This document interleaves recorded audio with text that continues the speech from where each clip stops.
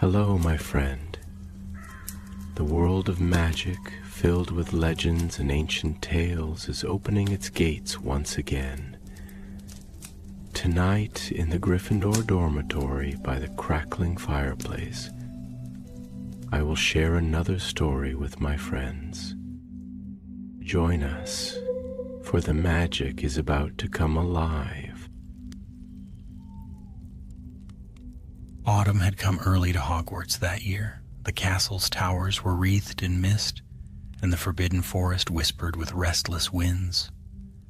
Candles flickered in the great hall, casting soft pools of light upon tables strewn with pumpkins, spell books, and the warm scent of cinnamon.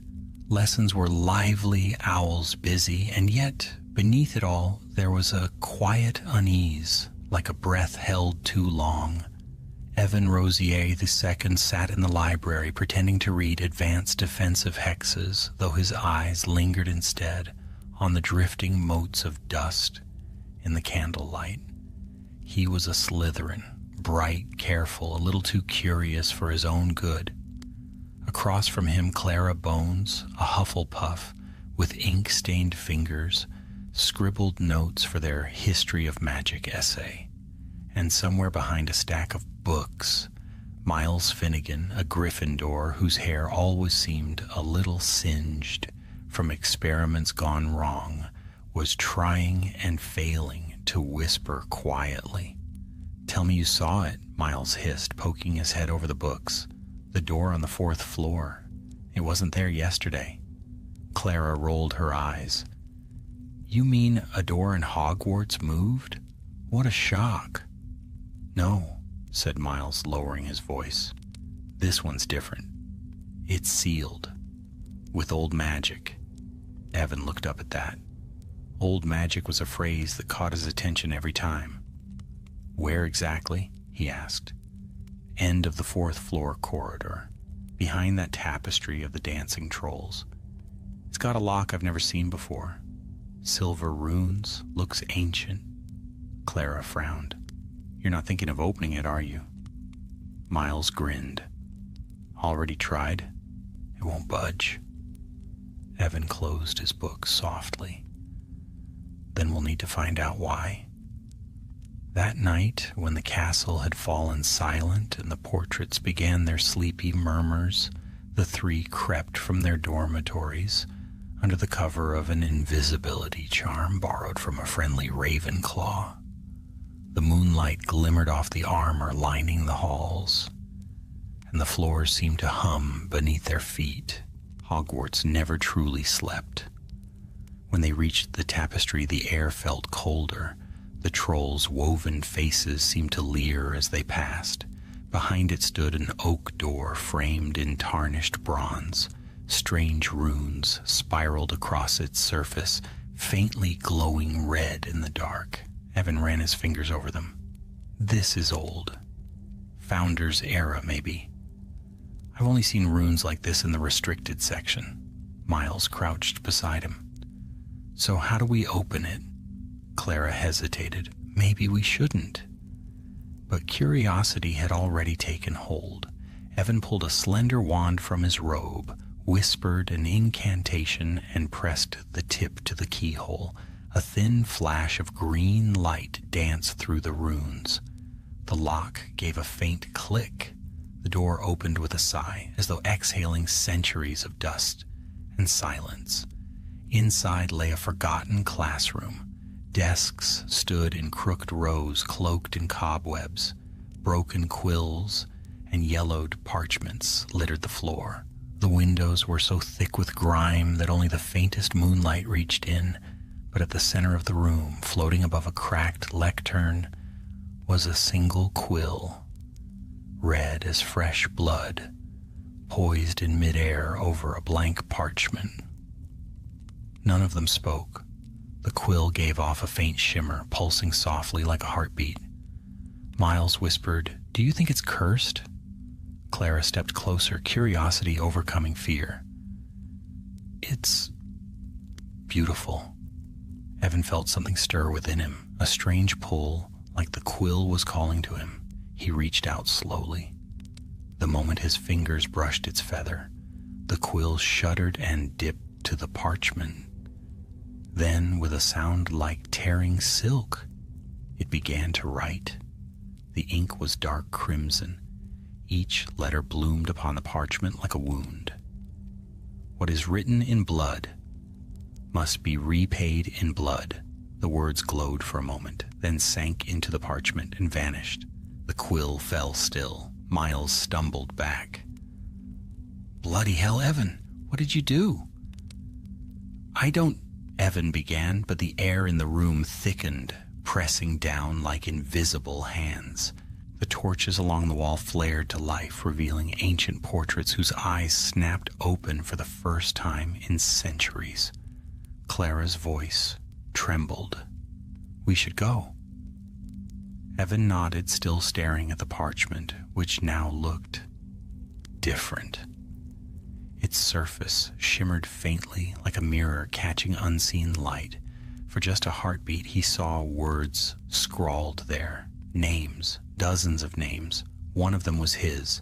They ran down the corridors, through staircases that shifted beneath their feet until they burst into the open air of the courtyard. The night was cold and sharp. Evan's hand still tingled where he had touched the quill. None of them spoke until they reached the safety of the castle's shadows. Miles finally broke the silence.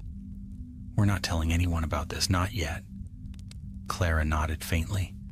"But what if that warning means something?" Evan looked up at the towering spires of Hogwarts, at the countless windows gleaming in the dark like watchful eyes. "It does," he said quietly. "I think we've woken something that wasn't meant to be woken." Far above, unseen in the high windows of the headmaster's tower, a single candle flickered and went out. The next morning, sunlight streamed through the enchanted ceiling of the great hall, spilling golden warmth across the 4 long tables. Laughter and chatter filled the air as owls swooped in, bearing letters and parcels. Yet to Evan, Clara, and Miles, everything felt wrong. The memory of that blood-red quill lingered like smoke they could not breathe away. Evan barely touched his toast. He kept glancing toward the staff table, half expecting Professor McGonagall to announce that someone had discovered the unlocked classroom, that they were all in terrible trouble. But nothing came. The teachers ate, conversed, and carried on as usual. Whatever they had awakened, it had not yet been noticed. Across the table, Clara unfolded her timetable with shaky hands. "It's fine," she whispered as though reassuring herself. "It was just an old curse. We didn't trigger anything." Miles gave a humorless laugh. "Didn't trigger anything? It wrote in blood, Clara. Blood. If that's your idea of nothing, I'd hate to see something." Evan said nothing. His thoughts were elsewhere, on the parchment's faint shimmer, on the ghostly names he had seen for the briefest moment. Names that included his own. That day passed in uneasy blur. In charms, his wand trembled. In potions, he miscounted ingredients. When Professor Slughorn praised a batch of Amortentia, its swirling vapors rose in the shape of crimson feathers. Evan's stomach turned.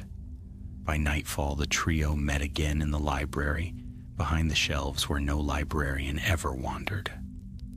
Clara spread out books from the restricted section, volumes they had smuggled past the watchful eyes of Madame Pince. One was titled Artifacts of the Founders. Another bore no title at all, only a sigil shaped like a serpent curled around a quill. Miles flipped the nameless book open. "Listen to this," he murmured, reading aloud. "Of the 4 founders, only one sought to preserve his legacy in blood. Salazar Slytherin, master of hidden craft, forged a quill of his own design. inked with the lifeblood of serpents and bound to the hand that dared wield it. Whatever name it writes shall be written in fate itself. Clara's eyes widened. That sounds like our Quill. Evan leaned closer. Does it say what it was for? Miles turned a page, scanning quickly. It says Slytherin made it to record deeds that would purify the school. But the other founders stopped him. They sealed the Quill away before he could use it to erase what he despised. Erase? Clara repeated, voice small. Miles looked grim. He believed bloodlines unworthy of Hogwarts should be forgotten, not just removed, forgotten, as if they never existed. Silence pressed upon them. Dust motes drifted through the lamplight. Outside, the wind whispered against the windows. Then Clara gasped. "Evan, your hand!" He looked down. A faint red mark ran across his palm, thin as a scar where he had touched the Quill. It pulsed once, like a heartbeat beneath the skin. Before he could speak, a loud bang echoed through the library. The lamps flickered. A cold gust swept through the shelves, toppling books to the floor. Somewhere far off, a scream cut through the night. They froze. Moments later, Professor McGonagall's voice rang through the corridors, magnified by magic. "All students return to your dormitories immediately." They obeyed, joining the frightened tide of students streaming through the hallways. Whispers filled the air. Someone had vanished, a Hufflepuff girl named Pippa Bones. Clara stopped in her tracks, face ashen. "She's my cousin," she whispered. When they reached the common rooms, the castle was alive with murmurs and fear. Professors searched every corridor, every secret passage, but there was no trace of Pippa, no belongings, no wand, no memory. By morning, even the teachers seemed confused. Her name was missing from the roster, her bed in the Hufflepuff dormitory, already occupied by another student who swore Pippa had never existed. Clara refused to believe it.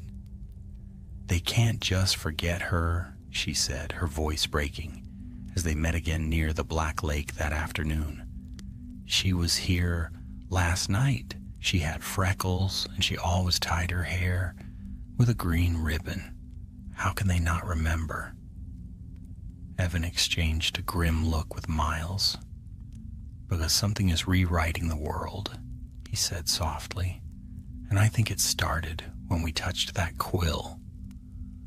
Over the next few days, the castle grew darker. Candles burned lower, shadows stretched longer, and whispers of unease crept through every common room. Some claimed to hear scratching in the walls, as though something were writing behind the stone. Others found red stains on old parchments that hadn't been there before. Evan could feel it watching him. Sometimes, in the reflection of a window or a pool of ink, he thought he saw the faint outline of the Quill hovering, its feather glinting like a blade. They needed answers, and fast. Clara, though pale with grief, was determined. "If Slytherin made it," she said, "then the answer lies where his secrets lie, in the chamber." Miles blanched. "You want to go back down there? Have you lost your mind?" "No," said Evan, his voice low but steady. "She's right. The Quill was sealed once. Maybe the founders left a way to destroy it." So it was decided. They would find the entrance to the Chamber of Secrets again, hidden deep beneath the castle. That night, when the moon hung full and white over the lake, they slipped from their dormitories, descending past cold stone staircases and whispering portraits. The torches seemed to dim as they neared the girls' bathroom where the entrance had once opened years ago. Myrtle, the ghost who haunted it, drifted above a sink, humming mournfully. "Oh," she said dreamily, Students sneaking about again. How nostalgic. Evan bowed his head slightly. We need your help, Myrtle. She blinked at him with wide, watery eyes. Help? What could a dead girl possibly do? Show us where he went, Clara said softly. Where Tom Riddle went. Myrtle shivered, her voice growing small. You don't want to go there. He spoke to the sink, to the serpent carved upon it, and it opened for him. But only a parcel mouth can do that. Evan hesitated. He'd never spoken parcel tongue in his life. Yet, somewhere deep within him, a whisper stirred, a hiss like scales brushing stone. He stepped forward, staring at the serpent engraving. Open, he whispered, and to his horror and awe, the stone obeyed. The sink sank into darkness, the floor splitting open to reveal a vast, gaping tunnel. Clara caught her breath. How did you... I don't know, he said. But he did know. Somewhere in his blood, the Quill had awakened something ancient. They climbed down into the darkness, wands raised, the sound of dripping water echoing around them. The tunnel smelled of damp earth and old magic. They pressed on until they reached a great metal door carved with entwined serpents. When Evan whispered again, the serpents slithered apart, revealing the chamber beyond, a vast cathedral of stone and shadow. Water gleamed on the floor like a mirror. At the far end stood the colossal statue of Salazar Slytherin himself, his eyes empty, yet knowing, and there, at its feet, lay something half-buried in dust, a shattered pot of black stone, its rim etched with silver runes. Clara knelt beside it. The ink pot of truth, she breathed. It must be. Evan reached out, and as his fingers brushed the shards, a tremor shook the chamber. From the shadows behind Slytherin's statue came a soft, sinister whisper. You have written your fate, heir of my blood.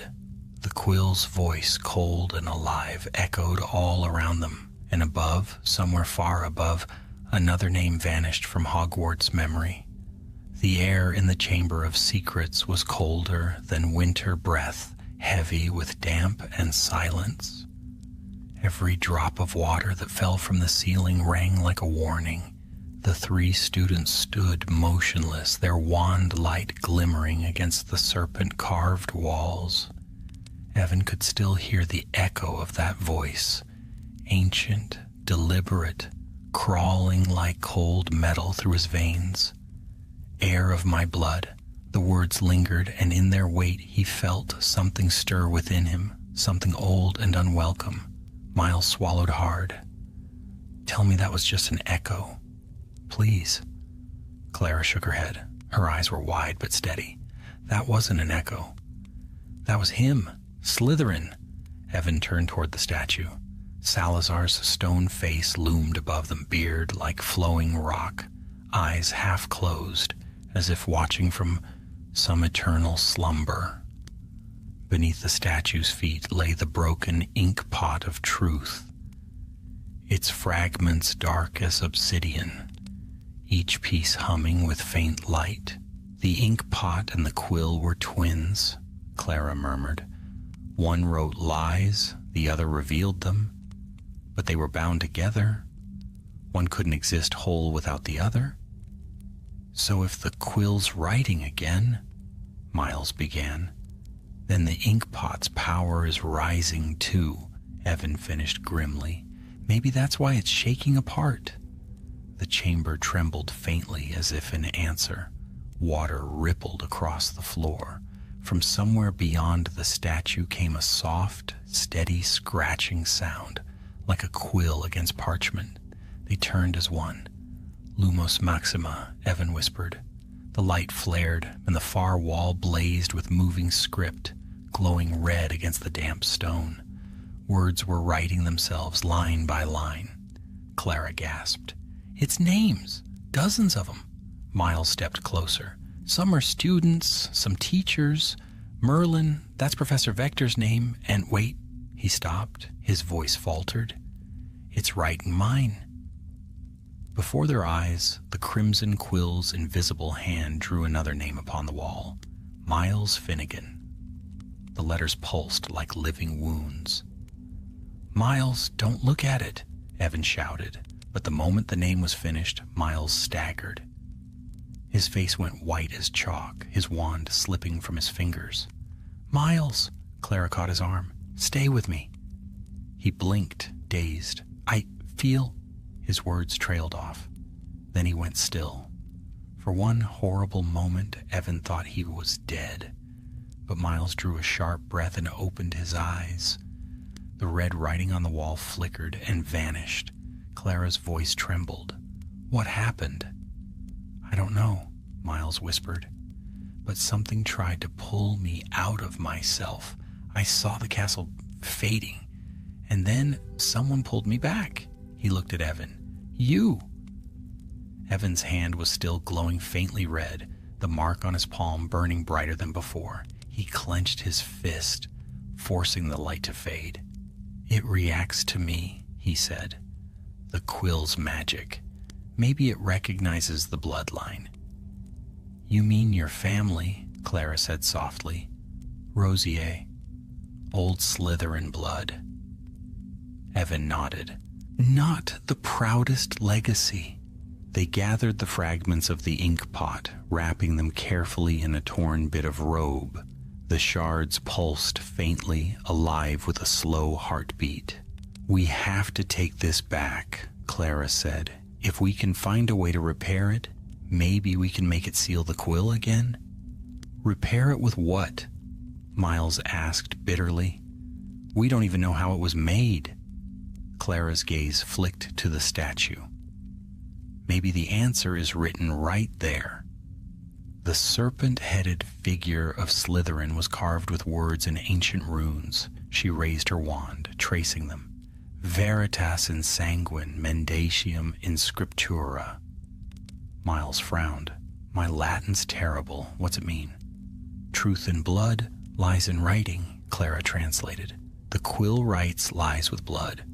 The ink pot holds the truth within it. They balance each other. If one breaks, the other runs wild. Evan stared at the shattered pot in her hands. Then if we repair this, we can trap the Quill again. A low hiss echoed through the chamber, slithering around them like breath through pipes. Foolish children, the voice whispered. Do you think truth can bind what blood has freed? From the shadows beneath the statue, something began to move. The water rippled outward in circles. A shape emerged. Not a basilisk, but a spirit, its form woven from red mist and ancient ink. It was the shape of a quill, vast and spectral, with a feather that bled light. The bloody quill. It floated before them, its point dripping crimson that hissed where it struck the ground. Evan raised his wand. Expelliarmus! The spell flashed, striking the shape, but it passed through as though through smoke. The quill laughed, a sound like parchment tearing. You cannot disarm what was never armed, it whispered. I record, I erase, I write the endings of the unworthy.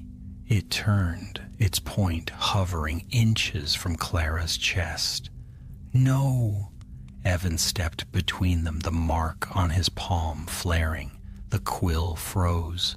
Ah, it hissed, the hand that woke me. I command you to stop, Evan shouted. The quill quivered, then struck, straight for him. But before it could touch, the shards of the ink pot in Clara's arms began to glow fiercely. A beam of white light burst forth, colliding with the quill. For a heartbeat, the entire chamber blazed with red and silver. When the light faded, the quill was gone. The ink pot fragments lay still, their glow extinguished. Miles exhaled shakily. Did we... Evan shook his head. No. We only drove it back. They climbed from the chamber in silence, the echoes of their footsteps chasing them upward through the tunnels. By the time they reached the corridor above, dawn was breaking. The castle's corridors glowed with pale light, and the first rays of sun spilled through the high windows. But Hogwarts was not at peace. Students whispered of vanishing portraits and missing pages in books. Names were fading from trophies, from class lists, even from memories. A sickness was spreading through the castle's history itself. That night, Evan dreamed of the Quill. It hovered before him, writing endlessly in the air, its feather dripping light like blood. And in his dream, it spoke softly. "The ink pot is shattered, heir. Only blood can bind me now." He woke with a start, sweat cold on his brow, the scar on his hand burning. Outside, thunder rolled over the forbidden forest, though the sky was clear. Clara and Miles were waiting in the common room, pale and sleepless. Clara's voice was tight with fear. "Evan, I checked the Hufflepuff rolls again. It's not just Pippa anymore. 3 more names are gone. They're being erased faster." Miles nodded grimly, and the professors don't even notice. It's like the castle's rewriting itself. Evan looked toward the window, where dawn light caught the green of the lake beyond. "Then we don't have long. We have to finish this before Hogwarts forgets all of us." The mark on his hand pulsed once more, and faintly, just faintly, he heard the scratch of a quill somewhere deep below. The bloody Quill was still writing. Rain lashed the castle walls that evening, turning the windows into mirrors of trembling light. The storm was fierce, a restless reflection of what brewed inside the hearts of 3 students who knew too much. Hogwarts was uneasy. Its magic flickered like a candle caught in the wind. By the time Evan reached the library, Clara and Miles were already there, seated at a table buried under scrolls, maps, and open books that looked older than the castle itself. The lamps around them burned low, casting a circle of gold in the vast, echoing silence. Clara's face was pale, but her eyes burned bright with determination. "It's getting worse," she said as soon as Evan sat down. "I checked the castle's archives again. The whole family tree records are changing. Entire lineages are disappearing. It's not just students anymore. It's ancestors, people long dead. The Quill is rewriting history." Miles rubbed his temples, muttering, "How do you even fight something that's already written the past?" Evan opened one of the older tomes, a heavy, leather-bound volume covered in dust. The title read, "Relics of the Founders and Their Binding Spells." Inside were diagrams of magical artifacts, rings, wands, quills, and cups, all drawn with precise care. On one page, an illustration of a crimson quill, curved across the parchment, its point dripping red ink.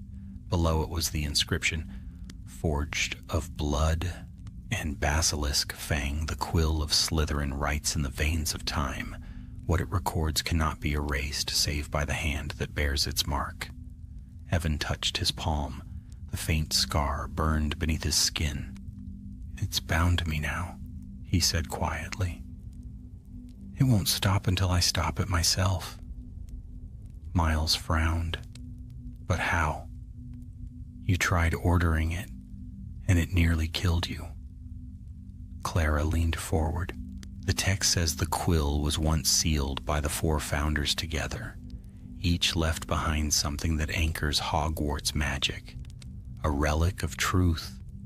Gryffindor's sword, Ravenclaw's diadem, Hufflepuff's cup, and Slytherin's quill. If they were linked to balance each other, maybe we can use the others to weaken it." Evan considered that. "The sword was used to destroy dark magic before," he said. "It might work again." Miles grimaced. Great, so we just stroll into the headmaster's office and borrow it? Clara looked up from her book. No. The sword only appears to those who prove worthy. We'd need to find it, not steal it. Lightning flashed across the stained glass windows, painting the room in brief, violent color. The wind howled through the cracks of the ancient walls. Evan felt something stir, a whisper not of sound but of thought. You cannot bind what is born in blood, it hissed within him. He shivered. The Quill's voice was in his mind again, faint and cold as frost. Evan? Clara's voice pulled him back. What is it? Nothing, he lied, just thinking. But the Quill was whispering still, whispering his name. That night he could not sleep. The mark on his hand glowed faintly in the darkness. He rose, took his cloak, and slipped through the silent corridors. Hogwarts seemed alive with murmurs. The portraits stirred as he passed, eyes glinting with unease. He made his way to the great hall. Moonlight streamed through the enchanted ceiling, silvering the long tables. At the far end, before the dais where the teachers dined, stood the hourglasses of the houses, tall, gleaming towers of emerald, sapphire, ruby, and topaz.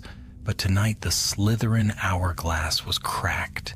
Its emeralds flowed not as gems, but as drops of thick red liquid. Evan's heart pounded. The blood of the house feeds the Quill, the whisper came again. Each life it writes, each name it claims, strengthens what you carry. He backed away, but too late. The mark on his hand flared like fire. Images filled his mind. The founders at their work, Slytherin standing apart, dipping the crimson quill into a serpent's blood. His voice thundered in Evan's thoughts. The pure shall remain. The rest shall be written out. Evan tore his gaze away, gasping. He staggered from the hall, pressing his hand against the cold stone of the wall until the burning eased. When dawn came, he found Clara and Miles waiting by the lake. The storm had passed, leaving mist curling over the water. We have to find the sword, Evan said. It's the only way. Miles crossed his arms. And you just happen to know where to look? No, said Evan, but Hogwarts does. They followed him back inside, climbing staircases that shifted beneath their feet. Evan walked as if led by instinct. The castle seemed to guide him, corridors opening, doors unlocking, portraits nodding in silent understanding. Finally, they reached a narrow spiral staircase ending in a small, forgotten room. It was circular, its ceiling painted with constellations that shimmered faintly, even in daylight. At its center stood a tall mirror, its frame of gold engraved with runes of protection. Evan knew the name before he even spoke it. The Mirror of Erised. Clara's voice was hushed. They said it was removed from the school years ago. Maybe Hogwarts brought it back, Evan murmured. He stepped before the mirror, heart hammering. His reflection stared back, older, darker somehow, eyes shadowed by secrets. In its hand gleamed the sword of Gryffindor, shining with the light of 1,000 candles. Clara gasped. You see it? He nodded slowly. And that means it's waiting. A hum filled the room, deep and resonant. The glass rippled, and from its depths, the sword emerged, solid and gleaming, landing in his grasp with a weight that felt ancient and right. Rubies glimmered along its hilt, reflecting the faint red light from his hand. Miles took a step back. That's impossible. Nothing's impossible in this castle, Evan said, his voice quiet but resolute. The mirror dimmed, leaving them standing in silence. Evan held the sword steady, feeling its magic pulse against his palm, meeting the Quill's mark like two opposing forces. "We end it tonight," he said. That evening, they returned to the sealed classroom, the place where it had begun. The door opened at Evan's touch, the runes along its edge flaring blood red. Inside, the Quill waited upon its lectern, motionless yet alive. The parchment beneath it was covered in words, rows upon rows of names that shimmered and faded as they watched. Clara raised her wand. "Evan, be careful." He stepped forward, sword in hand. "It's bound to me. It'll answer to me." The Quill lifted, its tip glinting like a drop of fire. "Welcome back," it whispered. "Shall we continue writing?" Evan pointed the sword toward it. "No, it's time to end your story." The air crackled. The Quill darted like a serpent, striking for his heart. Steel met crimson light. The sound was neither metal nor magic. It was the sound of ink tearing through time. Sparks flew as the sword clashed with the living Quill, each impact shaking the room. Clara shouted an incantation, golden chains of light erupting from her wand. They wrapped around the Quill, forcing it down. Evan drove the sword through the parchment, pinning both to the desk. A blinding light filled the room. The castle shuddered as though struck by thunder. For an instant, every portrait screamed, every torch burned white, every memory trembled. Then silence. When the light faded, the Quill was gone. Only ash remained scattered across the parchment. The sword dimmed in Evan's hand. Clara sagged against the wall. "Did we do it?" Miles looked around, panting. "Looks like it," but Evan's gaze lingered on the ashes. His scar still burned faintly, and for just a heartbeat he thought he saw the faint outline of a feather glowing deep within the soot. Outside, the rain had stopped. Hogwarts was breathing again.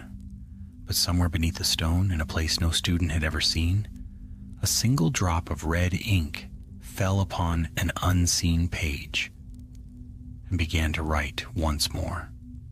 The days that followed should have been peaceful.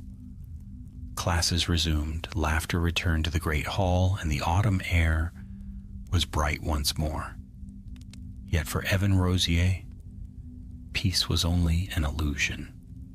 The mark on his palm no longer burned, but it throbbed faintly with every heartbeat, as though some hidden rhythm within Hogwarts itself still echoed his pulse. The bloody Quill was gone, or so they believed. The parchment it had written upon had turned to dust, and the sword had been returned to its rightful resting place within the castle's heart. The professors, blissfully unaware of what had occurred, spoke only of a mild disturbance in the castle's wards, now seemingly repaired. But Evan knew the truth. When he closed his eyes, he still saw that faint red feather burning in the ashes. He could not shake the feeling that it was waiting. One evening, Clara and Miles joined him in the courtyard, overlooking the black lake. The water was still, reflecting the moon in perfect silver. The giant squid drifted lazily below the surface, and the distant lights of Hogsmeade twinkled like forgotten stars. Clara broke the silence first. "It's quiet again," she said softly. "Too quiet." Miles sighed. "I'll take quiet over curses any day." He leaned back against the stone wall, running a hand through his unruly hair. "If I never see another enchanted Quill, it'll be too soon." Evan smiled faintly but said nothing. He was staring out over the water, watching the reflection of the moon ripple as a soft breeze passed over the surface. Then, just for a heartbeat, the moon's reflection darkened, split by a thin red line that bled outward like ink in water. He blinked, and it was gone. "Evan?" Clara's voice drew him back. "You saw something, didn't you?" He hesitated, then nodded. "I don't know what." But it's not over. Miles groaned. Please don't say that. Clara frowned. The quill was destroyed. What else could there be? Evan turned his hand over, revealing the faint scar still etched in his palm. It glimmered red beneath the moonlight. It's not just the quill anymore, he said. It's part of me now. That night, sleep refused to come. Evan sat by the window in his dormitory, staring out at the restless stars. The mark on his hand pulsed, in rhythm with something deep beneath the castle, something that was alive. Then he heard it, the faintest sound of scratching, like quill against parchment. He rose quietly, wand in hand, and followed the sound through the sleeping corridors. The castle was still, the portraits dozing in their frames. Yet the sound persisted, leading him downward, past the dungeons, through the cold corridors of stone, until he reached the old, sealed classroom. The door stood open. A chill swept through him. Inside, moonlight spilled across the empty room, glinting on dust and cobwebs. The desk where the quill had once rested was bare, but upon the wall, faint and red, letters were forming. Evan's breath caught as he read the glowing words. The blood debt remains unpaid. The letters faded, leaving only silence. He stumbled back, heart racing. No, he whispered, you're gone. I destroyed you. A voice, soft, cold, unmistakable, answered from the shadows. You cannot destroy what you are. The temperature dropped, the light dimmed, and from the darkness behind him a figure stepped forward, tall, shrouded in smoke and crimson light. Not a ghost, not quite human, but something between. It wore the shape of a man, yet its eyes gleamed like ink, its hands dripping with red shimmer. Evan's wand shook. Who are you? The figure tilted its head. I am what your blood remembers. I am the quill made flesh. Evan's stomach twisted. Impossible. Nothing is impossible where truth and blood entwine. The being smiled faintly. You ended my form, but you bound my essence to yours. I am your shadow now. Together we shall write a new history. Evan stepped back, raising his wand. No? Do you think you have a choice? The quill's voice was silk and venom. You carry the same blood as Slytherin himself. You awakened me because you wanted to know, because you hungered for knowledge and power. Admit it. I wanted to protect Hogwarts, Evan shouted. The figure's eyes glimmered. So did he. Before Evan could reply, the quill's ghost lunged forward, its form dissolved into red mist rushing toward him. He cried out as it struck his chest, flooding into him like liquid fire. The world tilted. When he opened his eyes again, he was lying on the floor. The room was empty once more, but the mark on his hand had spread, no longer a single line, but a network of delicate red veins tracing up his wrist. He stumbled to his feet, trembling. Clara, Miles, I need help, he muttered. By dawn, they found him in the library, pale and shivering. Clara's gasp echoed through the hall. Evan, what happened to you? He held out his hand. The red veins shimmered faintly. It's inside me, he whispered. The quill, it's merged with my blood. Miles stared. You're saying it's alive in you? Evan nodded. And it's trying to finish what it started. They spent the day poring through texts, searching for any mention of a binding between artifact and bearer. Most were useless. But at last Clara found a passage in an old copy of Founder's Magic and Their Curses.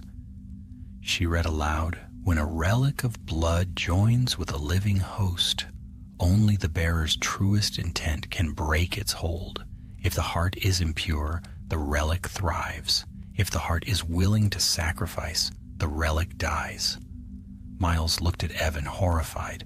Sacrifice? What kind? Evan met his gaze, the kind that costs everything. The castle trembled again that night. The walls whispered. Names began vanishing from the portraits. Students long dead, their painted faces dissolving into blank canvas. The quill was feeding, growing through Evan's veins, writing in his dreams. He saw flashes, the founders arguing in the great hall, Slytherin walking away, his red quill blazing like a torch, and beneath it all, a voice whispering, "Finish what he began." He woke screaming. Clara was there, her hand on his arm. "Evan, you can fight this." He looked into her eyes, steady, bright, filled with faith. "Then I have to go back to where it began, to the founder's chamber beneath the castle." Miles groaned. "We just got out of that cursed hole." But Evan was already moving, gathering his cloak and wand. "If I don't end this, Hogwarts will fall, and so will we." The mark on his arm pulsed red, bright as molten metal. Far below, unseen beneath the stone floors, words began to etch themselves into the foundations of Hogwarts, an ancient script no one alive could read. The castle itself was becoming a page, and the quill within Evan's blood was writing faster and faster. And as dawn broke over the misty towers, the castle sighed, a low, shuddering sound, as though it knew that the story was not yet over, and the final line had not yet been written. Morning came gray and cold. Mist hung low over the grounds, curling like smoke through the grass. Hogwarts felt different, hollow somehow, as if the life had been drawn from its stones. The towers loomed shrouded, the lake reflected nothing but cloud, and even the portraits whispered less than usual. The castle was holding its breath. Evan, Clara, and Miles walked in silence along the corridor that led down toward the chamber once more. Each step echoed, each torch flickered weakly, as though reluctant to burn. Clara clutched her wand tightly. "The last time we went down there, we nearly died," she murmured. "What if it's worse now?" "It will be," Evan said simply.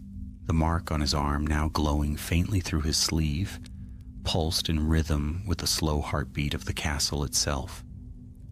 But there's no choice left. The quill is writing again. The castle's forgetting its own bones. Miles swallowed hard. "And you think the answer's still down there?"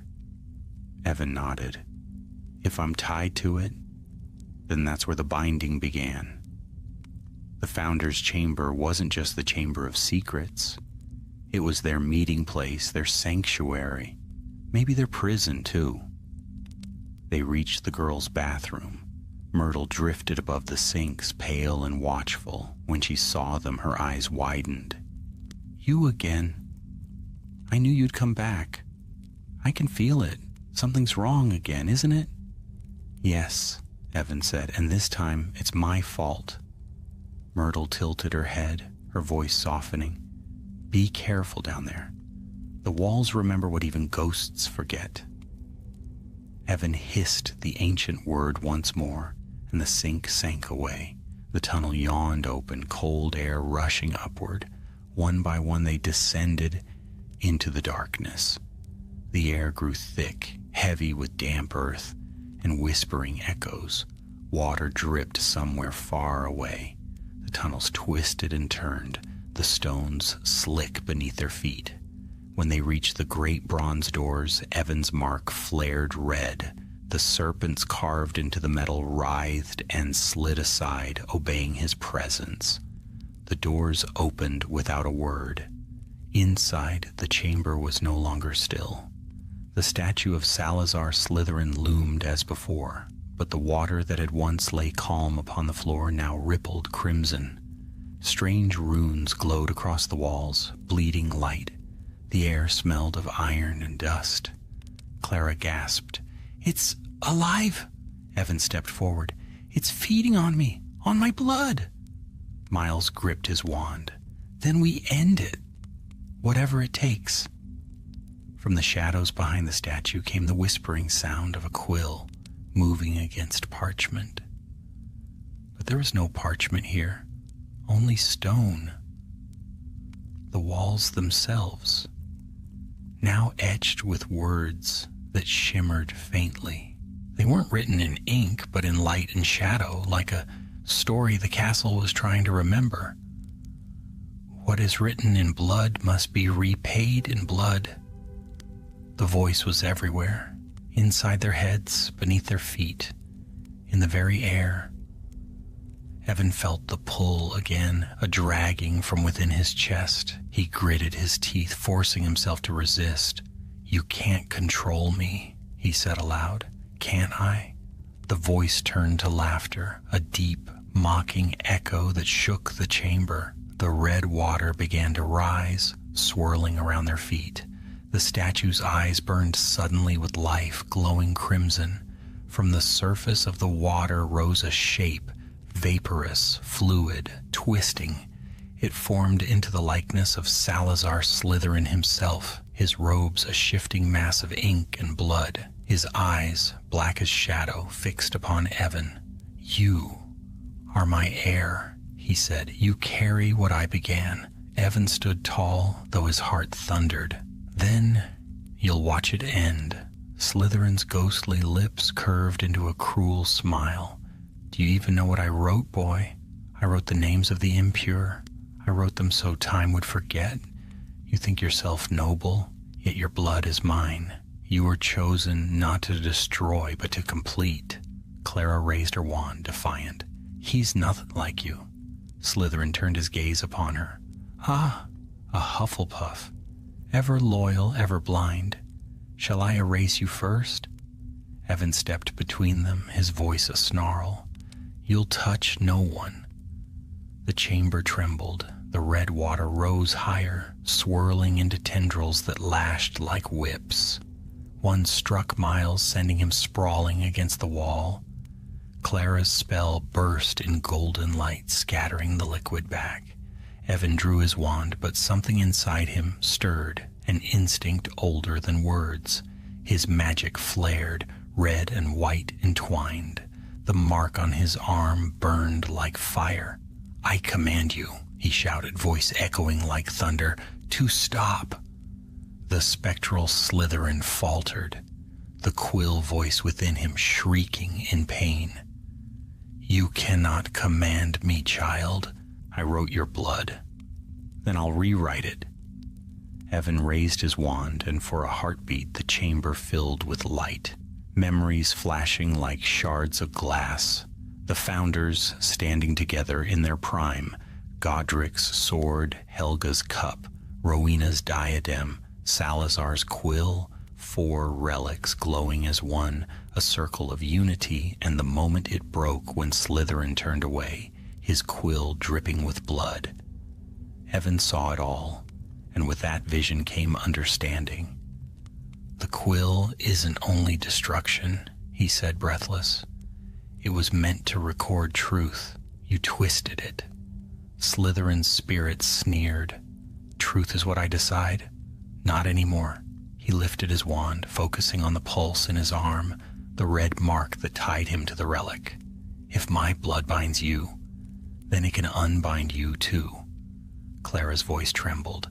"Evan, what are you doing?" "Ending it," he whispered. He pressed his palm against the wet stone floor. Red light spread outward, forming runes that blazed in a circle around him. The chamber roared with energy. The spectral Slytherin staggered, his form flickering. "You will die with me, then I'll die free." The mark on Evan's arm burst into flame. Pain ripped through him, but he held fast, chanting words that came not from memory, but from somewhere deep within his bloodline, ancient syllables older than the castle itself. The walls shook. The statue cracked. The red water boiled into steam. Clara screamed his name, but he couldn't stop now. The chamber filled with blinding light as the spirit of Slytherin howled, torn apart by the power he had once created. Then suddenly, silence. Evan collapsed. The light dimmed. The water was gone, leaving only the echo of dripping stone. Clara rushed to him, catching his head in her lap. Evan, please. His eyes opened slowly. The mark on his arm had faded to a faint scar, no longer glowing. It's done, he whispered. He's gone. Miles limped over, bruised but alive. You nearly tore the castle apart. Evan gave a weak smile. It can rebuild. It always does. The three of them sat there in the quiet chamber as the first rays of dawn filtered down from some unseen crack above. The light was soft, golden, gentle. For the first time in weeks, Hogwarts felt alive again. The air no longer whispered, the stones no longer bled. Clara helped Evan to his feet. Let's go home, she said. He nodded. Home. But as they left the chamber and the doors closed behind them, the faintest shimmer passed across the cracked statue of Salazar Slytherin. The fissures glowed red for an instant, then went dark. Above, in the great hall, the enchanted ceiling brightened with morning sunlight. Students laughed, owls swooped, and the world went on. Yet deep within the stones of Hogwarts, far beneath the laughter and light, something ancient shifted. Quiet, patient, waiting. The story of the bloody Quill was not yet finished. Winter crept upon Hogwarts, cloaking the castle in frost and silence. The towers glistened white each morning, and the lake froze in sheets of silver beneath the pale light of the moon. Lessons continued as always, yet something in the air had changed, something that whispered beneath the laughter of students and the crackle of the fires. Though the chamber had fallen silent, Evan Rosier could feel that the peace was fragile. His arm bore only a faint scar now, but it was more than skin deep. Sometimes, when the wind howled through the corridors, it throbbed as if remembering. The professors said nothing of the Quill. None of them had ever known what had nearly undone the castle. But Clara and Miles remembered, and they watched him carefully, guarding him even from his own silence. The three of them met often by the fire in the library's hidden alcove, a place where time seemed to stand still. There they studied old texts, hoping to find traces of what Evan had awakened. The more they read, the more they understood that Hogwarts itself was not merely a school, but a living tapestry of enchantments, each woven by the founder's intent. The quill, the sword, the cup, the diadem, all threads of the same creation. Clara had grown quieter since that night in the chamber. She still smiled, but it was the kind of smile that hides worry. Miles had become restless, his humor edged with unease. Evan, though pale and thin, carried himself with quiet purpose. He spent long hours alone, walking the castle's corridors as though listening for something, and often at dawn he could be seen standing by the window of the astronomy tower, his gaze fixed on the horizon as if waiting for an answer that never came. One evening Clara found him there, the wind cold and sharp around them. "You can't keep going on like this," she said softly. He didn't look at her. "It's not over, Clara." She hesitated. "We sealed it. You saw what happened." "I saw him fall," Evan said. "Not it." The mark on his arm shimmered faintly beneath the moonlight, a thin red glint that pulsed with life. "I feel it," he whispered. "It's not gone, just sleeping." Before Clara could answer, a deep tremor shuddered through the stone beneath their feet. The castle moaned as though from far away, a sound no one else seemed to hear. Evan's head snapped toward the forbidden forest. "Did you feel that?" Clara nodded, her face pale. "It came from outside. The two ran down the tower steps, the echo of their footsteps swallowed by the endless halls. By the time they reached the front gates, the moon had vanished behind clouds. The forest loomed black, its trees whispering secrets to the wind. Something glowed between the trunks, a pulse of red light. They followed it, wands raised, snow crunching beneath their boots. The deeper they went, the stronger the glow became, until they came upon a clearing where the snow had melted into a perfect circle of bare earth. At its center lay a quill. It was not the same one they had destroyed. This one was black, its edges faintly iridescent, as though woven from smoke and shadow. The air around it hummed faintly, and the ground was scorched in the shape of runes they did not know. Evan knelt beside it, his breath fogging in the air. "It's not blood," he murmured. "It's ash." Before he could touch it, Clara grabbed his wrist. "Don't," she said. "Last time it marked you. This one could be worse." Evan's gaze was fixed on the quill. "It's a message. He's gone, but something else has taken root." From the forest came a soft whisper carried on the wind. "Right." They froze. Miles's voice called from behind them, breathless. "I followed you. What is that?" Clara gestured. "Another quill. But it's different." Miles took one look at it and swore under his breath. "We should bury it, burn it, anything." Evan stood slowly, his eyes hard.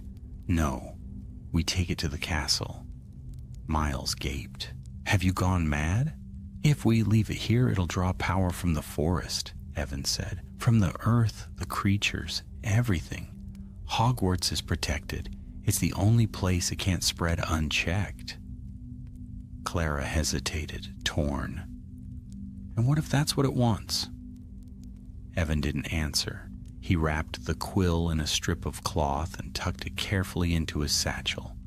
As he did, the mark on his arm burned faintly. They returned before dawn, slipping through the sleeping castle's shadows. The quill pulsed through the cloth like a hidden heart. In the library, they laid it on the table beneath a ring of protection spells. The air grew heavy at once. Clara opened a book of runes. "This isn't Slytherin's work," she said. "Look, these symbols are older. Maybe older than Hogwarts itself."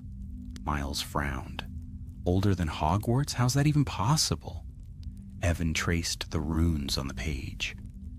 "If the quill of blood was made to write what should be forgotten, maybe this one writes what should never have been." Clara's hand shook slightly as she turned a page. "You mean prophecy?" "Or fate," Evan said. "A quill that writes the future." At those words, the air in the library stirred. The wrapped quill trembled, the protective circle flickering like dying embers. Then, before they could react, the cloth split open.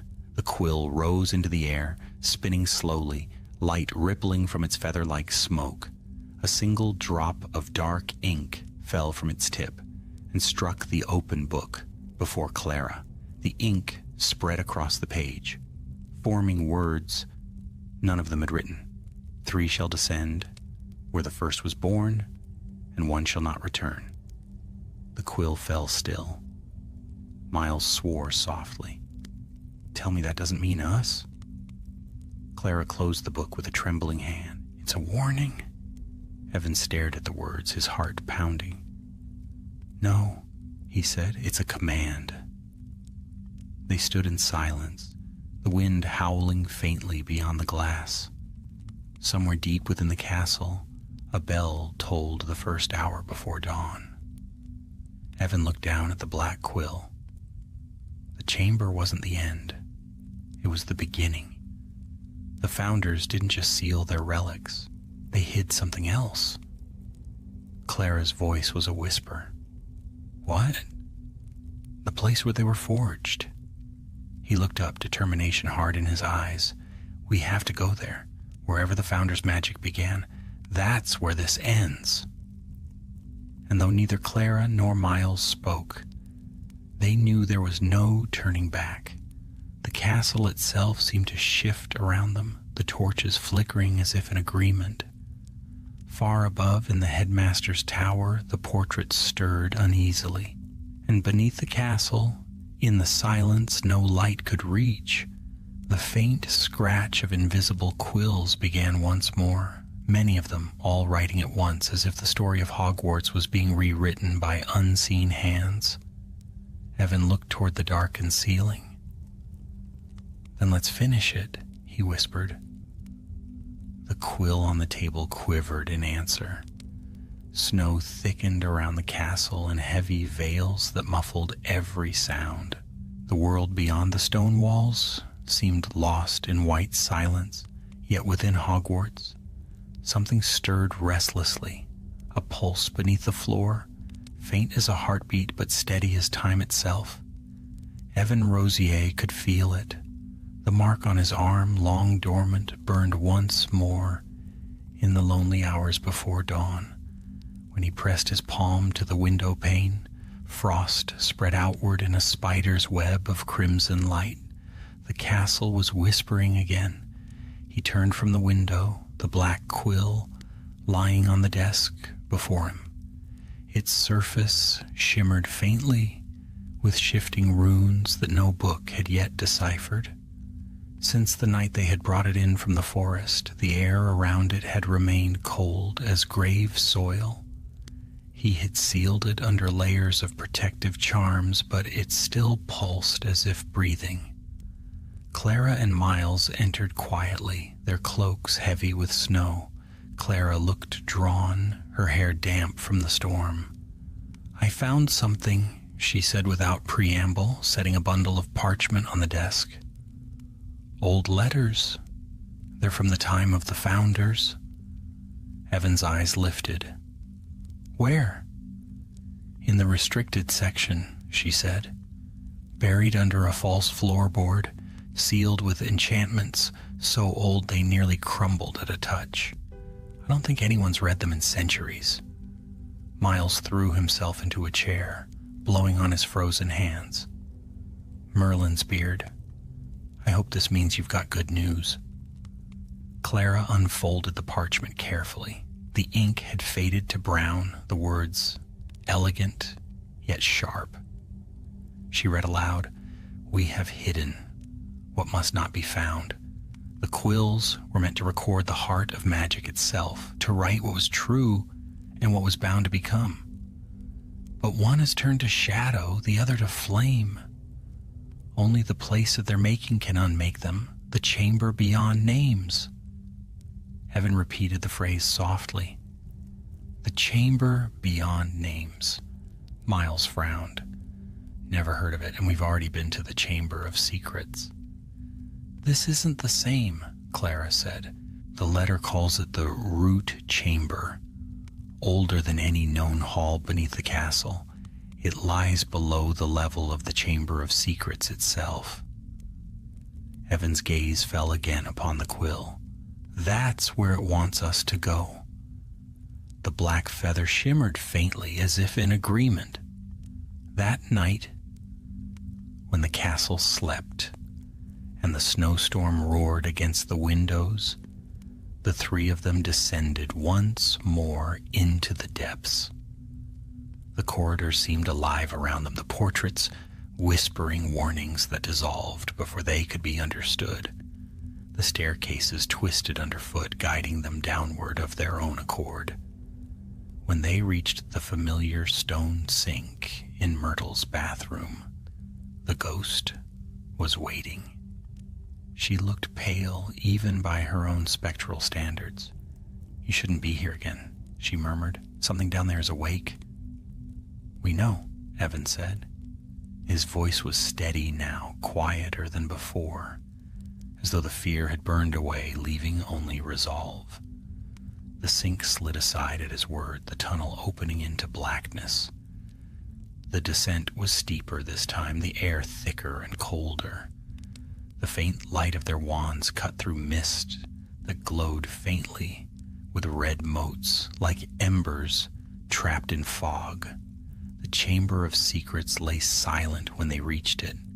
The statue of Salazar Slytherin remained cracked from the battle that had nearly torn the castle apart, but something new had appeared behind it, an archway of smooth black stone, veined with faint silver light.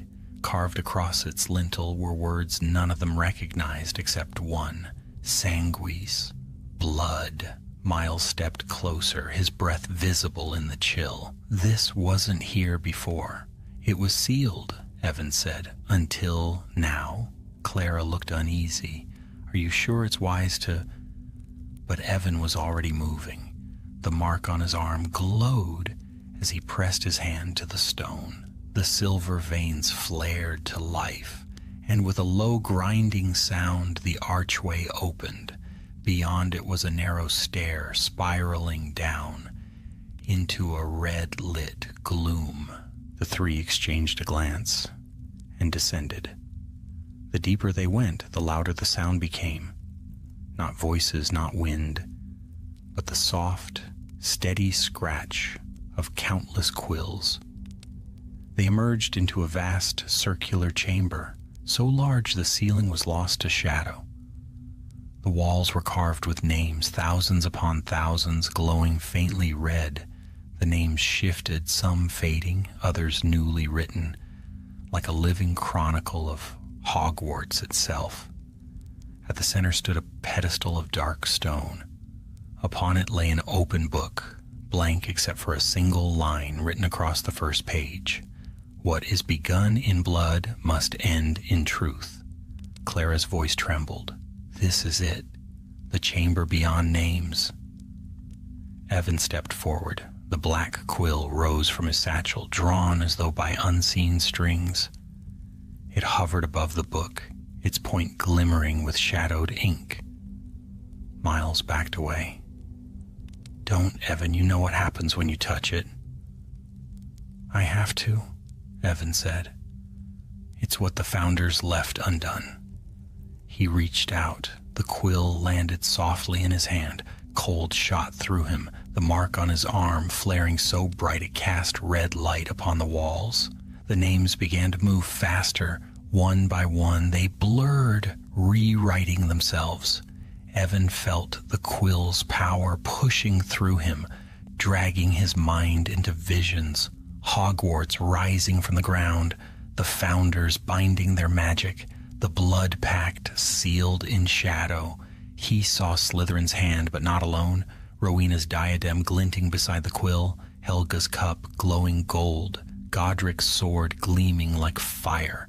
They had created the castle not merely as a school, but as a vessel, each relic anchoring part of its soul, and the quills, one of light, one of dark, had been their instruments, one to record truth, the other to record power. Clara's voice reached him distantly. Evan, stop, you're bleeding. But he barely heard. The quill was writing through him, using his blood as ink. He forced the words out, each one echoing through the chamber. No more lies. No more blood. The quill screamed, a sound like metal splitting. The book's pages blazed with red fire. The names on the walls flickered wildly, some vanishing, some returning. Evan drove the quill down onto the book. The ink exploded outward in a wave of darkness, swallowing the chamber in blinding light. When the world returned, he was on his knees. The book was gone. The walls were blank, the names erased. The quill lay broken in half beside him. Clara knelt beside him, tears streaking her face. Evan, are you... He managed a weak smile. It's over. Miles looked around in disbelief. The names, they're gone, all of them. Evan shook his head slowly. Not gone, freed. Hogwarts will write its own story now. They climbed back toward the surface, the tunnels strangely quiet. The castle no longer pulsed with unease. Its walls were still, its magic calm. Yet as they reached the moonlit courtyard, Clara caught sight of Evan's arm. The mark had changed again, not gone, but reshaped. No longer a wound, but a sigil, a quill crossed with a sword. She met his gaze. What does it mean? He looked toward the castle towers, where dawn's first light touched the stones. It means the story isn't finished, but this time, we'll be the ones writing it. And high above, as the morning sun rose, the air shimmered faintly as if the castle itself had exhaled in relief. But deep beneath the earth, far below the reach of light, a faint glow pulsed once more within the cracks of the ruined book, like a heartbeat waiting for its next word. The snow melted slowly that spring, revealing grass that shimmered with dew and ancient secrets. The air grew warmer, but the castle's heart remained restless. Though the quill had been broken, though the chamber beyond names had fallen silent, something unseen still lingered in the stones. Evan Rogier felt it in his dreams. Every night he wandered the endless halls of Hogwarts, corridors that stretched into eternity, the air filled with the faint rustle of parchment. Always, at the end of the dream, he stood before a great door made of mirror glass, and behind it, shadows moved, waiting to be written. He awoke one morning to sunlight streaming through the dormitory windows, yet the chill within him would not fade. The mark on his arm, no longer red but silver, glowed faintly whenever he looked at it too long. It pulsed, not with pain now, but with memory. Clara met him in the courtyard after breakfast. She had grown quieter since that night beneath the castle. There was a calm in her now, but also something sorrowful. "You haven't been sleeping?" she said, studying his face. Evan smiled faintly. "Neither is Hogwarts." Miles joined them, clutching a parchment in one hand. "You'll want to see this," he said, spreading it out on the stone bench. It was a floor plan of the castle, one drawn by the founders themselves, recovered from the restricted archives. "Look here," he said, pointing at a faint circle drawn beneath the great hall. "There's a hidden chamber we never found." Clara frowned. "Another one?" Miles nodded. "According to this, it connects to the very foundations, the place where the first stone of Hogwarts was laid." Evan's gaze darkened. The castle's heart. Miles looked uneasy. "Maybe we should leave it buried. We've had enough chambers for one lifetime." But Clara's eyes lingered on the parchment.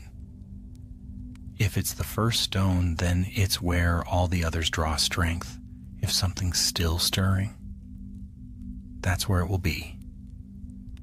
Evan said nothing, but his decision was already made. That night the three of them descended once more into the depths. The air was different now, heavier, as though aware of their purpose. They followed the map carefully through tunnels older than the castle itself, past roots that glowed faintly blue and stones that whispered in forgotten tongues. After hours of descent, they reached a vast cavern. At its center rose a pillar of stone carved into the shape of a great quill, its feathers sweeping upward toward the ceiling. The air shimmered faintly around it, thick with ancient enchantments. Clara whispered, "The first stone."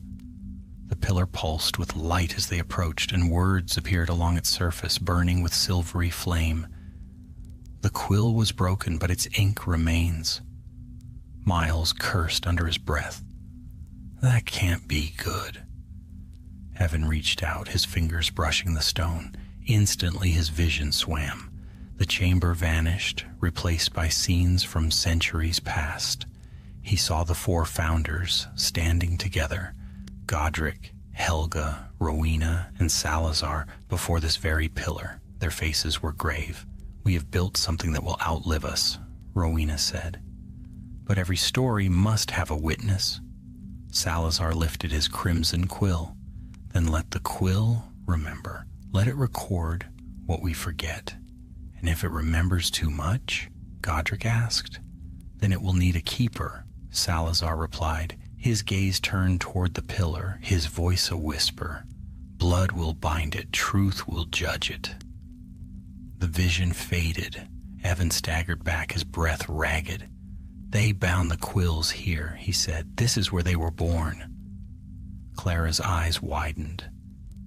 Then this is where we can end it for good. But as she spoke, the ground trembled. Cracks spread through the floor, glowing with red light. The pillar quivered. From within, it came the faint sound of scratching. Miles drew his wand. Tell me that's not what I think it is. The stone split open, and from its heart poured a torrent of dark ink. It rose like smoke, forming a vast shape in the air, a quill made not of feather or blood, but of shadow and flame. It spoke with a voice that was many voices at once. I am the memory of magic. I am the quill eternal. The force of its presence drove them backward. The chamber filled with wind and light. The quill's form towered above them, vast and terrible. Evan stood his ground. You were meant to preserve, he said, not consume. All memory consumes, the voice replied. What is remembered must be written, and what is written must be kept. You twist the Founder's purpose. They made me to record truth. You broke me in half. You think destruction is cleansing? You've only freed what they feared. The shadow quill swept downward, its tip carving glowing lines through the stone. The words it wrote burned into the air. Every story ends in ink. Miles fired a curse, but it passed through harmlessly. Clara raised her wand, shouting a spell of containment, but the shadow only laughed. Evan's mark blazed bright silver. Pain surged through his veins, but with it came understanding. He saw again the Founders standing here as one, their relics glowing together, 4 forces of creation bound by unity. We need balance, he gasped. All 4 relics, the sword, the cup, the diadem, and the quill, they were made to temper one another. Clara's eyes widened, then summoned them. I can't, Evan said, but Hogwarts can.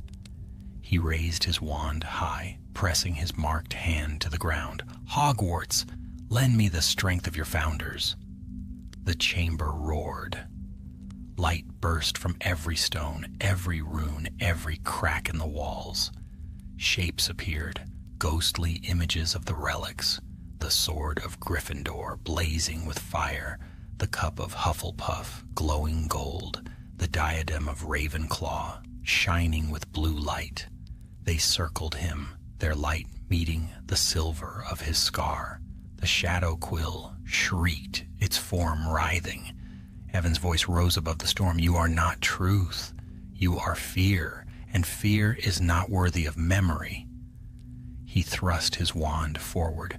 The 4 lights converged, striking the shadow quill in a blinding flash. The explosion shook the earth, shattering stone and silence alike. When the light faded, the cavern was still. The pillar stood cracked but whole again, faint silver light running through its seams. The quill was gone. Clara knelt beside Evan, who had collapsed against the stone. It's over, she whispered. He looked up weakly, his eyes distant. No, it's only begun. Miles stared at him. What are you talking about? Evan glanced at the pillar. The glowing runes had changed. New words were forming.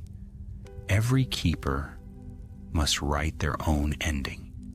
He understood then what the Founders had done. The quill's spirit lived on, not in the relics, not in the ink, but in him, a legacy bound to the castle's very heart.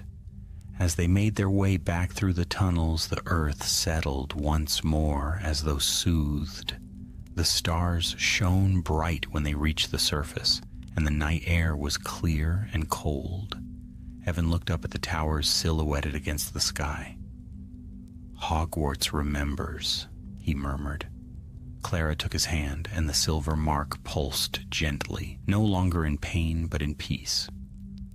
For now the castle slept, but far below its foundations, deep within the heart of the stone, the pillar glowed faintly, its runes shifting into the shape of a feather, a reminder, a promise, and perhaps a warning.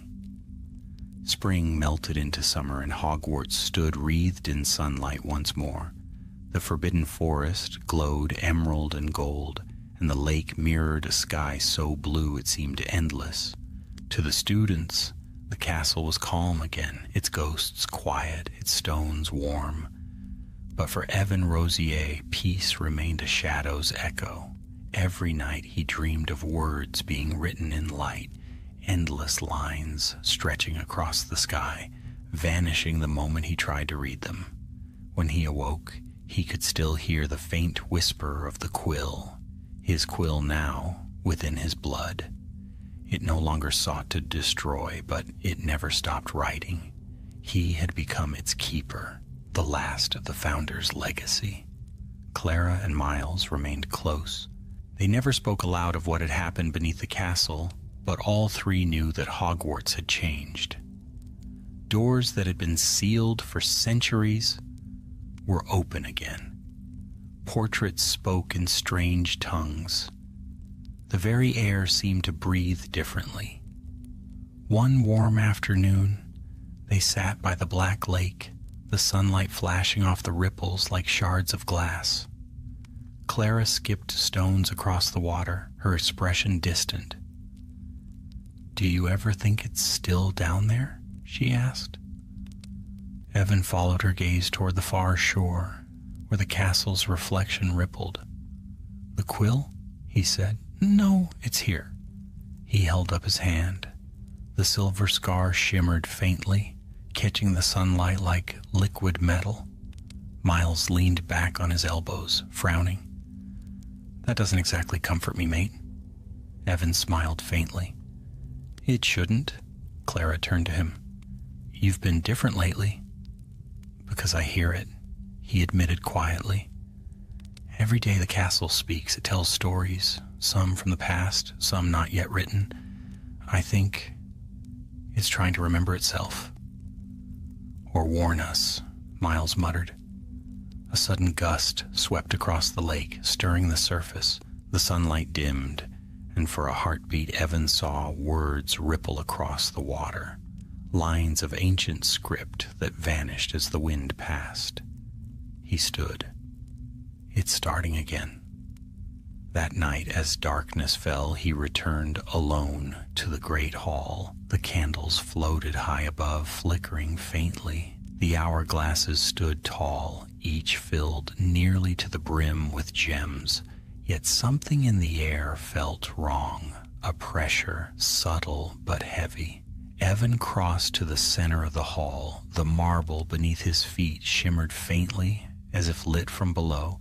He knelt, brushing dust from a faint inscription he had never noticed before. The words glowed silver under his touch. "All who write must one day be written." The hall trembled. The candles guttered out. Darkness swept across the vast space, and then, slowly, the walls began to move. Not crumble. Move. They rippled like pages turning. Names and dates appeared across the stone. Headmasters, students, founders, ghosts, all flowing in a tide of ink and memory. The castle was alive, writing itself anew. Evan rose to his feet, heart pounding. "Show me," he whispered. At once the writing stopped. A single line glowed before him, hovering in the air. "Keeper, the last story remains untold." The floor cracked. From the fissure rose a faint silver mist, coalescing into the shape of a feather. The Quill, whole again but white as moonlight. He stared, stunned. You were destroyed. The voice that answered was neither kind nor cruel. It was simply true. You cannot destroy what you have become. Light flared, the great hall vanished, and he stood once more in the chamber beyond names. The stone pillar loomed before him, whole and gleaming. Its surface burned with fresh words. Clara and Miles were there beside him, pulled into the vision. Clara's eyes widened. Evan, what is this? The castle's rewriting its history, he said. The Quill's power is merging with Hogwarts itself. It's no longer bound by blood or artifact. It's alive. Then who controls it? Miles asked. Evan looked down at his scar, now burning white. I do. Or it does through me. The runes on the pillar shifted. New words formed, luminous and terrible. Every truth demands its price. The ground trembled. Stone cracked. Ink spilled like water from the walls, rising into tendrils of light. The air turned thick, heavy with magic. Clara grabbed Evan's arm. What's happening? It's rewriting everything, he said. It's trying to erase what doesn't fit, the bloodlines, the curses, the memories that threaten its story. Miles's face went pale. Then we'll be next. Evan stepped forward, his wand drawn, but he knew spells would mean nothing. The Quill's voice was inside him now, whispering, coaxing. Let go. Let the story be perfect. No pain, no loss, no darkness. He clenched his fist. Perfection isn't truth. The light around him wavered. The Quill's voice grew louder. Without me, your world will forget. Without me, Hogwarts will fade into dust. Then it's better to fade than to lie. He raised his wand high. The mark on his arm flared so bright it turned his whole body to light. By the truth of all that was written, and by the hand that bears the mark, I unbind you. The chamber exploded with brilliance. The Quill screamed, its form unraveling in a cascade of silver sparks. The walls shook, and every rune burned white before dissolving into nothingness. When the light faded, Evan lay still upon the stone. Clara knelt beside him, tears streaking her face. Evan, please, wake up. Miles hovered behind her, silent for once. At last, Evan's eyes opened. The mark was gone. Completely. He smiled weakly. It's over. But when they returned to the surface, something had changed. The castle no longer whispered. Its magic felt quiet, too quiet. Clara touched the nearest wall. It's as though it's sleeping. Evan nodded. I've cut its quill. It won't write again, at least not like before. Miles looked uneasy. And what happens when it wakes?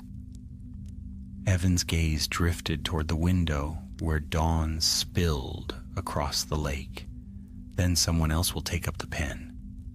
They stood in silence, the sunlight painting the floor in gold. The school bell rang above them, clear and bright. Life went on. Students laughed, ghosts glided through the halls, and owls soared beneath the high arches. Yet in the heart of the castle, deep beneath the stone, a single quill lay dormant within a pool of silver ink. Its feather gleamed faintly as if breathing. When the wind passed through the corridors that morning, it sounded, just for an instant, like the faintest scratch of writing. And somewhere beyond that whisper, the castle dreamed. Dawn broke soft and pale over Hogwarts, casting the castle in a fragile golden light. The turrets shimmered against the rising sun, and the lake below reflected the awakening sky like a sheet of glass. Yet within those ancient walls, silence reigned, a silence deeper than mere quiet. It was the hush of a story that had ended, of words that had run their course. Evan Rosier walked alone through the corridors, his footsteps echoing faintly on the flagstones.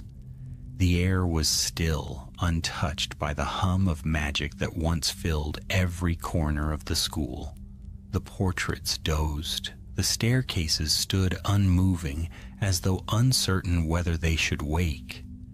Even the ghosts were absent, their usual murmurs lost to the stillness. He reached the great hall, its doors wide open. Morning sunlight poured across the long tables, gilding the golden plates and the banners of the 4 houses. Everything was unchanged and yet utterly different. The heart of Hogwarts, its living memory, had gone quiet. Clara found him standing there. Her robes were hastily thrown on, her eyes red from sleeplessness. "You came here early," she said softly. "I couldn't sleep," he replied, his voice low. "Every time I close my eyes, I see light, pages burning, the quill fading." She stepped beside him, gazing up at the enchanted ceiling where clouds drifted lazily across a perfect blue sky. "It's strange," she murmured. "I used to think Hogwarts was endless, that it would go on forever, no matter what we did. But now it feels fragile." Evan nodded. "It is, because now it remembers what it means to forget." They stood in silence for a while. The castle breathed faintly around them, like a sleeping beast stirring in its dreams. Miles joined them a few moments later, his hair tousled, his expression half grim, half awed. "The professors think the quiet's just a side effect of old wards collapsing," he said. "They've no idea what we did." "Maybe that's for the best," Evan said. "The fewer who know, the safer Hogwarts will be." Miles frowned. "Safe? After all this, you really think we've made it safe?"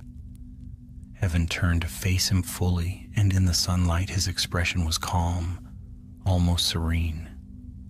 "Nothing built on magic is ever truly safe. But it's free now. That's enough." Clara looked between them.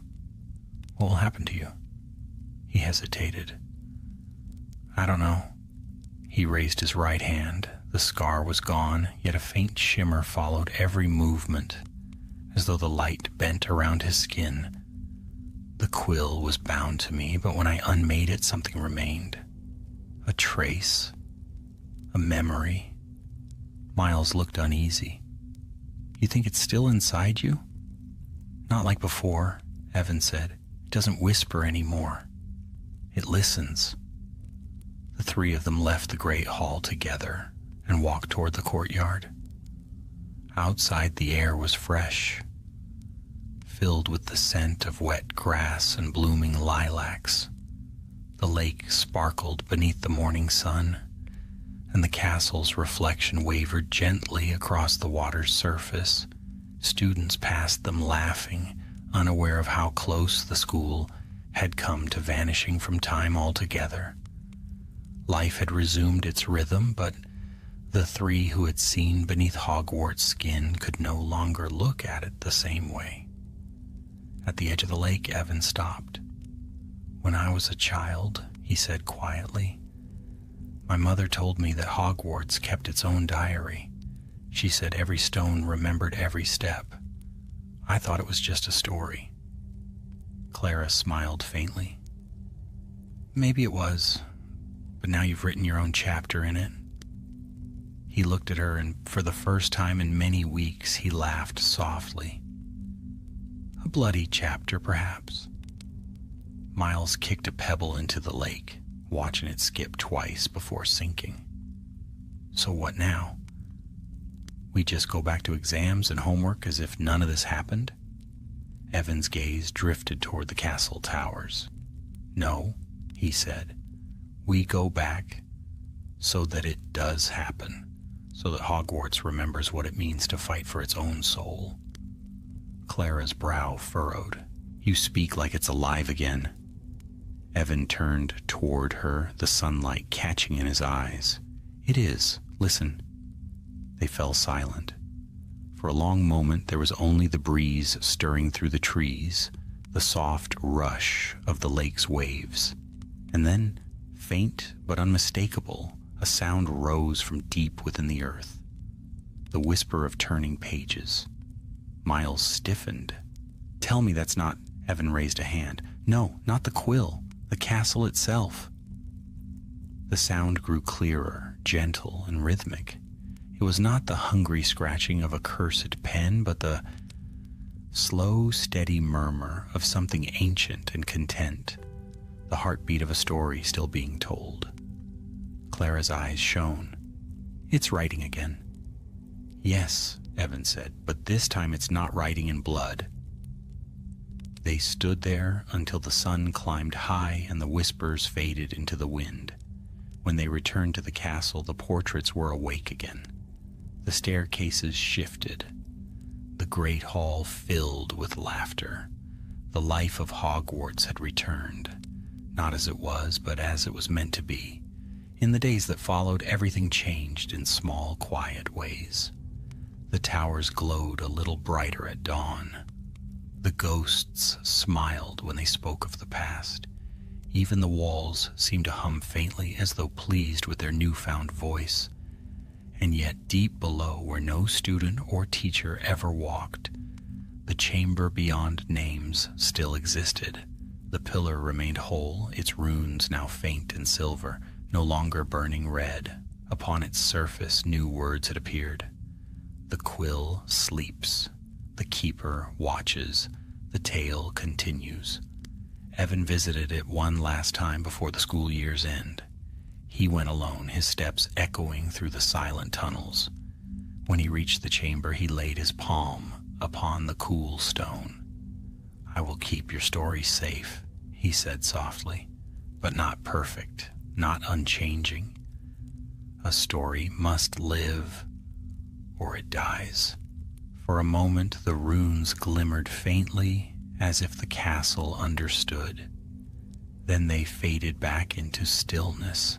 When he returned to the surface, the evening light bathed the castle in gold.